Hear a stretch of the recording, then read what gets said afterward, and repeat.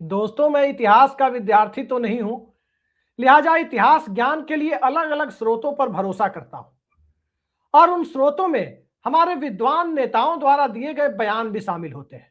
मुझे लगता है कि ये पढ़े लिखे लोग हैं जो बोलते होंगे, सही ही बोलते होंगे और अक्सर कुछ ना कुछ ज्ञान मिलता ही रहता है। ऐसा ही आज ज्ञान चुनाव के मौके पर मिला है। उत्तर प्रदेश के मुख्यमंत्री योगी आदित्यनाथ से ज्ञान मिला है। जरा आप भी वो ज्ञान ले लीजिए। स्वामी विवेकानंद ने कहा था, तुम मुझे खून दो, मैं तुम्हें आजादी दूंगा। जी हाँ, योगी जी जिस बात को कह रहे हैं वो आजादी के आंदोलन के दरमियान की बात है। मैंने गूगल किया। गूगल के दरमियान मुगल के दौर की चीजें ढूंढने की कोशिश नहीं की, बल्कि 1857 के बाद की चीजों को ढूंढने की कोशिश की और उसी दरमियान ये बयान मैंने सर्च किया तो ये स्वामी विवेकानंद ने नहीं कहा था। दरअसल सुभाष चंद्र बोस ने कहा था कि तुम मुझे खून दो, मैं तुम्हें आजादी दूंगा। लेकिन आज एक नया ज्ञान उत्तर प्रदेश के मुख्यमंत्री से मिला और कंपटीशन की तैयारी करने वाले छात्रों से भी मेरा अनुरोध है, क्योंकि आजकल नेताओं के भक्त बहुत ज्यादा हो गए हैं। अलग अलग पार्टियों के, सभी पार्टियों के नेताओं के भक्त बहुत ज्यादा हो गए। तो कम से कम अपने नेताओं की बातों पर परीक्षा देते जाते समय भी यकीन के साथ उन पर भरोसा करें। क्या इससे उनका काम चल जाएगा? मैंने कह दिया तो भरोसा मत कर लीजिएगा, भरोसा करने की जरूरत नहीं है। दरअसल 5 राज्यों के विधानसभा चुनाव चल रहे हैं। केरल से लेकर असम तक, तमिलनाडु, पुडुचेरी और बंगाल भी शामिल है। कुछ राज्यों के चुनाव हो गए और बंगाल के चुनाव पर सबकी विशेष नजर है कि बंगाल में क्या होने जा रहा है। और बंगाल चुनाव के दरमियान ही एक तरफ सांप्रदायिक भाषण, दूसरी तरफ कुछ और चीजें, तीसरी तरफ देश के सर्वोच्च पदों पर बैठे हुए लोग झालमुरी खरीदने भी जाते हैं तो देखकर बड़ी खुशी होती है कि चलो, आम आदमी को कहीं से एहसास तो हुआ कि सत्ता में बैठे हुए लोग उन्हीं की तरह होते हैं। लेकिन इन सब के बीच बंगाल का चुनाव किधर जा रहा है, इस सवाल का जवाब भले ही 4 मई को मिलेगा, लेकिन ऐसा लगता है कि बंगाल चुनाव एक ट्रेंड सेटर जरूर बनने जा रहा है। क्योंकि बंगाल चुनाव में असल मुकाबला जो दिखाई दे रहा है वो असल मुकाबला बांग्ला हिंदुत्व बनाम भाजपा का हिंदुत्व, इसी के बीच में सिमटता जा रहा है। बांग्ला हिंदुत्व, बंगाली कल्चर, बंगाल का इतिहास, उनकी समृद्ध विरासत और दूसरी तरफ भारतीय जनता पार्टी और संघ परिवार की कोठरी से निकला हुआ चुनावी हिंदुत्व, इसी के बीच में बंगाल का चुनाव सिमटता जा रहा है। और यह सिमटने की बात मैं इसलिए कह रहा हूं क्योंकि ममता बनर्जी की पार्टी जो 3 बार से सत्ता में है, उसका सीधा मुकाबला भारतीय जनता पार्टी से हो रहा है। चुनाव के दरमियान अक्सर दिलचस्प तस्वीरें आती है, इस बार भी आ रही है। और जब दिलचस्प तस्वीरें आ रही है तो जिनकी वीडियो क्लिप अभी आपने देखी, इतिहास ज्ञान को खुलकर प्रदर्शित करते हुए, वो भी है और उनकी पार्टी में उनसे पहले इतिहास ज्ञान प्रदर्शित कर चुके लोग भी अपने अपने काम के साथ, अपने अपने राज्यों के मॉडल के साथ पश्चिम बंगाल के चुनाव में उतरे हुए हैं। अब प्रधानमंत्री नरेंद्र मोदी का एक बयान आप याद कीजिए जो उत्तर प्रदेश में 2017 के चुनाव में दिया था, तो बंगाल के चुनाव में अक्षरशः प्रधानमंत्री की कही बातों पर ही यकीन करके बंगाल के माहौल को समझने की कोशिश की जाए तो कई बातें साफ होती है। 2017 के उत्तर प्रदेश चुनाव में प्रधानमंत्री नरेंद्र मोदी ने कहा था अखिलेश यादव को संबोधित करते हुए, क्योंकि उनकी सरकार थी तब, कि अखिलेश जी आपका काम बोलता है या कारनामा बोलता है, वो जनता तय करेगी। ठीक इसी तरह से भारतीय जनता पार्टी के नेता जो अपने अपने राज्यों का मॉडल लेकर बंगाल पहुंच रहे हैं कि मेरा मॉडल सबसे बढ़िया है, वो दिखाने की कोशिश कर रहे हैं, कहीं यही मॉडल भारतीय जनता पार्टी के लिए जबरदस्त रूप से प्रभावी तो नहीं होने जा रहा है। क्योंकि कई सारे मॉडल के बीच अब भारतीय जनता पार्टी के नेताओं को अपने ही मॉडल पर सफाई देने की नौबत आ रही है। वो मॉडल क्या है? उस मॉडल की एक तस्वीर सीएनबीसी की इस खबर जो उसकी वेबसाइट पर पड़ी हुई है, उस खबर के सहारे जरा देखने की कोशिश कीजिए कि उत्तर प्रदेश में नवरात्र के दरमियान किसी मंदिर के 500 मीटर के दायरे में मांस मछली की बिक्री नहीं होगी। अब पश्चिम बंगाल की संस्कृति में, वहां के चुनावी हिंदुत्व के दायरे में इस तरह का हिंदुत्व और इस तरह की धार्मिक रवायत कभी रही नहीं है। मैं खुद दिल्ली के चितरंजन पार्क के इलाके की दुर्गा पूजा को देखता हूं और पूजा पंडालों में कहीं भी इस तरह का माहौल नहीं होता जिस तरह का माहौल भारतीय जनता पार्टी शासित राज्यों में दिखाया जा रहा है कि पूजा पंडालों में और या फिर मंदिरों के 500 मीटर के दायरे में नॉनवेज की बिक्री प्रतिबंधित रहेगी। ये एक टकराहट का पहलू बांग्ला संस्कृति के साथ दिखाई देता है, न कि ममता बनर्जी के पार्टी के साथ। ममता बनर्जी की पार्टी चूंकि वहां की स्थानीय पार्टी है, तो स्वाभाविक है कि वो बांग्ला संस्कृति का उससे जुड़े होने का एक स्वाभाविक दावा प्रस्तुत करेगी, जैसे भारतीय जनता पार्टी अपने चुनावी हिंदुत्व का एक स्वाभाविक दावा प्रदर्शित करती है। लेकिन उत्तर प्रदेश में जिस तरह की घटना हुई, जिस तरह का सरकारी आदेश जैसी परिस्थितियां उत्पन्न हुई कि मंदिर के दायरे में नवरात्र के दरमियान मांस मछली की दुकानें नहीं खुलेंगी, उस दरमियान उस बयान के आईने में यदि देखें, उस सरकारी ऑर्डर के आईने में यदि देखने की कोशिश करें, तो कुछ और बातें साफ होती है कि आखिर इस बयान को, आखिर उत्तर प्रदेश के संकल्प को मजबूती कहां से मिलती है। तो मजबूती दोस्तों दरअसल मिलती है कहां से, तो प्रधानमंत्री नरेंद्र मोदी के बयानों से। नरेंद्र मोदी के बयान यदि 2023-24 को याद करते हुए हम कोट करें, तो दो बयान बड़े बड़े चर्चित हैं। एक बयान है 2023 का, जब इंडिया गठबंधन आकार ले रहा था और उस वक्त सावन का महीना था शायद, और उसमें दिल्ली में लालू यादव के आवास पर मटन बनाने की, बिहारी स्टाइल में मटन बनाने की विधि को सीखने के लिए, उस रेसिपी को सीखने के लिए राहुल गांधी पहुंचे थे। राहुल गांधी पहुंचे, लजीज मटन भी बना, दोनों ने खाया भी। राहुल गांधी टिफिन में अपने घर के लोगों के लिए घर भी ले गए थे। दूसरा बयान, दूसरी परिस्थिति तेजस्वी यादव की है। तेजस्वी यादव और बिहार में सन ऑफ मल्लाह कहे जाने वाले मुकेश सहनी, ये लोकसभा चुनाव 2024 के दरमियान हेलीकॉप्टर में मछली खा रहे थे और उस वक्त भी चैत्र नवरात्र की परिस्थिति थी। और इन दोनों ही घटनाओं पर प्रधानमंत्री नरेंद्र मोदी ने बहुत तीखी प्रतिक्रिया व्यक्त की थी। उन्हें पसंद नहीं आया था कि कोई व्यक्ति मटन या मछली खाता हुआ किसी धार्मिक रिवाज वाले माहौल में उस महीने में मटन या मछली खाता हुआ दिखाई दे। अब ये बयान और उत्तर प्रदेश का वो संकल्प, ये सारी चीजें बंगाल चुनाव में भारतीय जनता पार्टी के लिए एक चुनौती की तरह बनती जा रही है, क्योंकि बंगाल के कल्चर से आप और हम सभी वाकिफ हैं कि बंगाल में हिल्सा मछली नाम लेते ही स्वाद जुबान पर आ जाता है। हिल्सा मछली की बात करें या बांग्ला संस्कृति में मछली की बात करें, हर तरह से हर धार्मिक रीति रिवाज में कहीं ना कहीं मछली का एक बड़ा जोर होता है। अगर आप कलकत्ता से लेकर के आसनसोल या सिलीगुड़ी तक पहुंच जाए, तो बंगाल में जो मटन की डिश मिलती है वो भी बड़ी लजीज, बहुत लाजवाब होती है। अलग अलग तरीके से बंगाल में नॉनवेज डिशें बनाई जाती है और पूरे भारत में ही नहीं बल्कि पूरी दुनिया में मशहूर है। इन्हीं नॉनवेज डिशों को बंगाल की इसी संस्कृति से निकले और उन्हीं खान पान की परंपरा से निकलकर विज्ञान से लेकर साहित्य तक, अर्थशास्त्र तक बंगाल के लोग नोबेल पुरस्कार भी जीतते हैं। भारत के अंदर सबसे ज्यादा नोबेल पुरस्कार किसी ने लाए हैं, किसी राज्य के लोगों ने लाए हैं, तो वो बंगाली लोगों ने लाए हैं। शुरू से लेकर आज तक, रविन्द्रनाथ टैगोर से लेकर अर्थशास्त्री अभिजीत बनर्जी तक, हर जगह नोबेल पुरस्कार विजेताओं की लिस्ट में बंगाल सबसे ऊपर दिखेगा। अब उस बंगाल के ऊपर जो एक नया चुनावी हिंदुत्व थोपने की कोशिश है, उसे एक तरफ टीएमसी मुद्दा बना रही है, तो भारतीय जनता पार्टी उससे पिंड छुड़ाने की कोशिश कर रही है। टीएमसी के लोगों का कहना है कि यदि बंगाल में बीजेपी की सरकार बन जाएगी, तो बंगाल में मांस मछली खाने पर बैन लगाया जा सकता है। यह आशंका है और इसको वो गांव-गांव तक लेकर जा रहे हैं। भारतीय जनता पार्टी के नेता सफाई दे रहे हैं कि ऐसा कुछ नहीं होगा। यहां तक कि असम के मुख्यमंत्री हिमंता बिस्व शर्मा तो यहां तक कह रहे हैं कि मांस खाने का कंपटीशन लगा लेंगे वो दीदी के साथ, यानी ममता बनर्जी के साथ, कि कौन कितना खा पाता है। ये सारी चीजें बंगाल के चुनाव में चल रही है और इसकी नौबत इसलिए आई है क्योंकि अलग अलग राज्यों में भारतीय जनता पार्टी ने जो हिंदुत्व का मॉडल पेश किया है, वो मॉडल बंगाल की जनता को कम से कम सांस्कृतिक रूप से, उनकी रवायत के नजरिए से कहीं से स्वीकार्य नजर नहीं आ रहा है। पिछले चुनाव में भारतीय जनता पार्टी को 38% के करीब वोट मिले थे, 2021 की बात कर रहा हूं।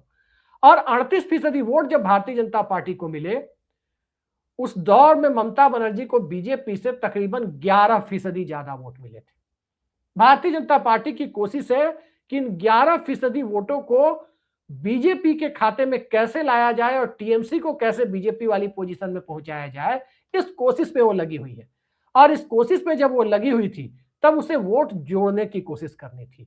वोट जोड़ने की कोशिशें सिर्फ और सिर्फ हिंदू मुसलमान करके तो हो नहीं सकती है, क्योंकि उत्तर प्रदेश के ही मुख्यमंत्री हैं योगी आदित्यनाथ, जिनका क्लिप अभी आपने देखा, जिनके वीडियो आपने देखे, उनका ही बंगाल में दूसरा बयान भी वायरल हो रहा है, जिसमें वो कह रहे हैं कि उत्तर प्रदेश में सड़क पर नमाज नहीं पढ़ी जाती।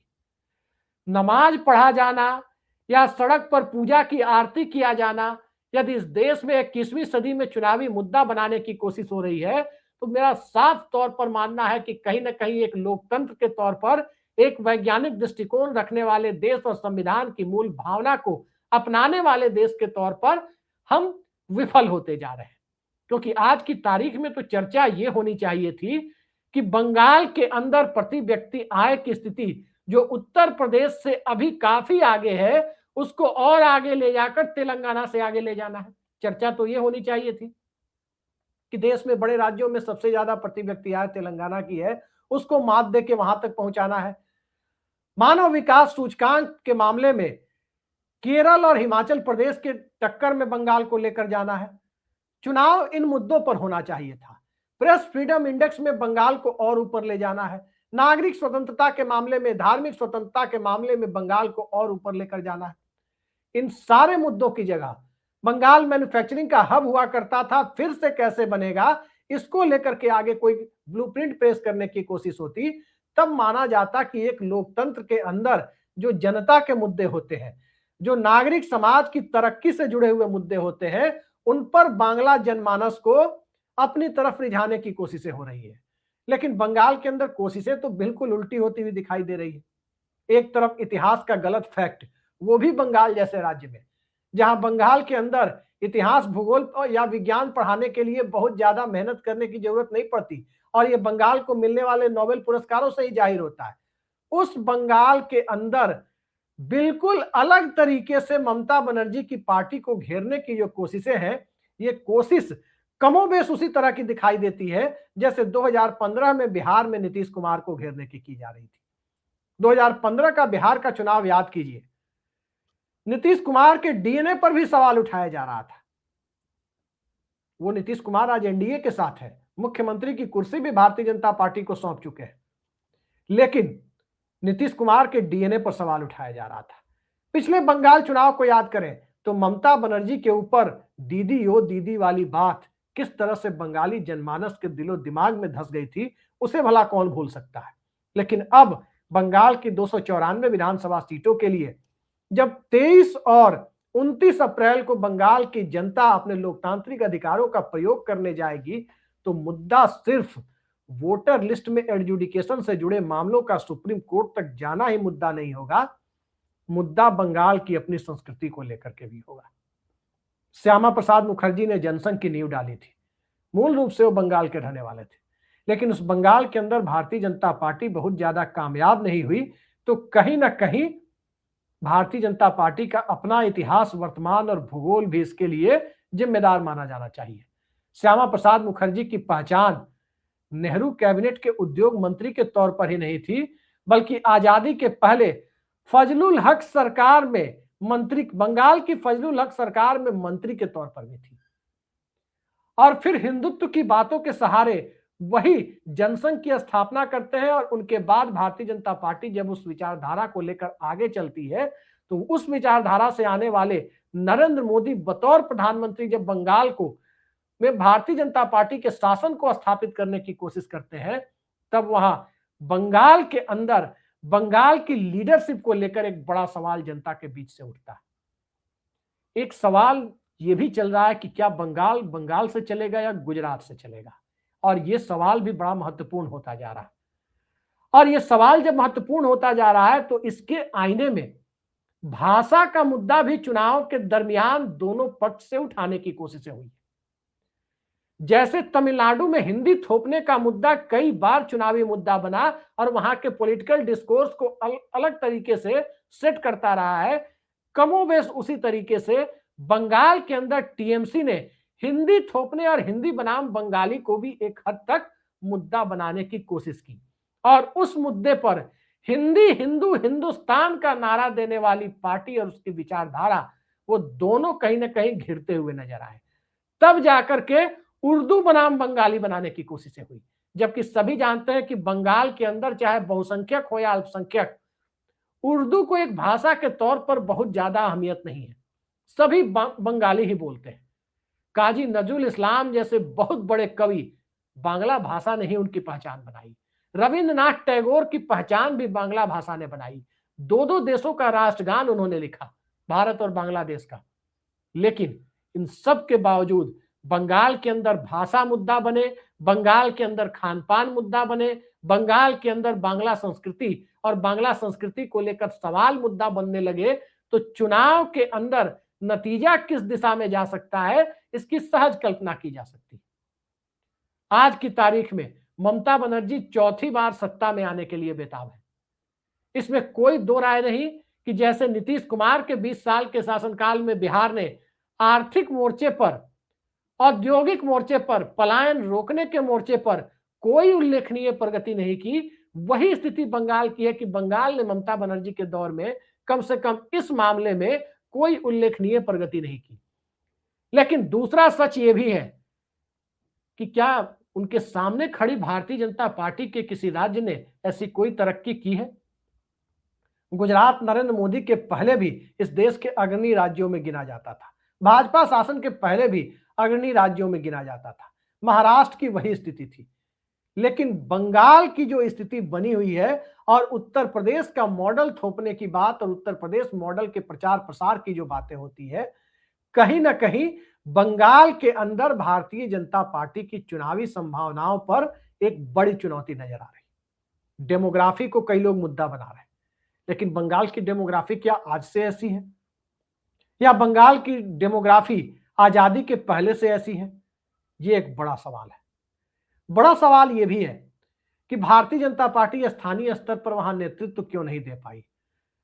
बड़ा सवाल यह भी है कि दिनेश त्रिवेदी, जो मूल रूप से गुजरात के इलाके से आते हैं, टीएमसी के नेता थे, बंगाल ने उन्हें अपनाया था सांसद के तौर पर। ममता बनर्जी की कोशिशों से वो मनमोहन सिंह सरकार में रेल मंत्री भी बने थे।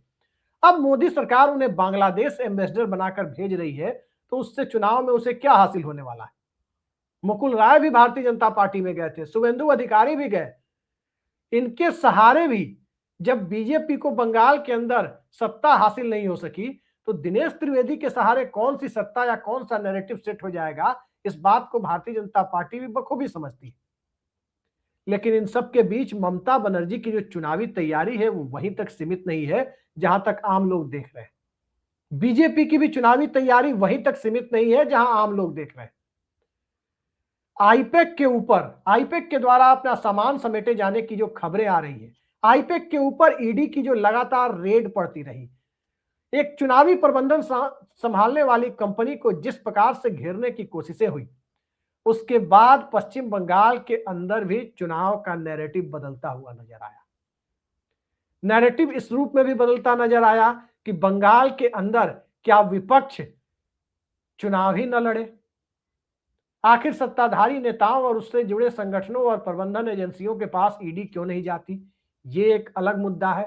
और ध्यान रखिए, बंगाल जब भी अपनी संस्कृति को अपनी राजनीतिक प्राथमिकता के लिए चुनाव करने की स्थिति में खुद को आ जाता है, उस परिस्थिति में बड़ी सी बड़ी ताकत को धाराशायी कर देना, लोकतांत्रिक तरीके से धाराशायी कर देना, ये बंगाल के लिए बहुत ही आसान चीज होती है। 2019 का लोकसभा चुनाव लग रहा था भारतीय जनता पार्टी बंगाल में बहुत आगे जा रही है, टीएमसी को पछाड़ देगी। लेकिन इसी दरमियान एक दुखद घटना होती है, ईश्वर चंद्र विद्यासागर की मूर्ति को नुकसान पहुंचाए जाने का।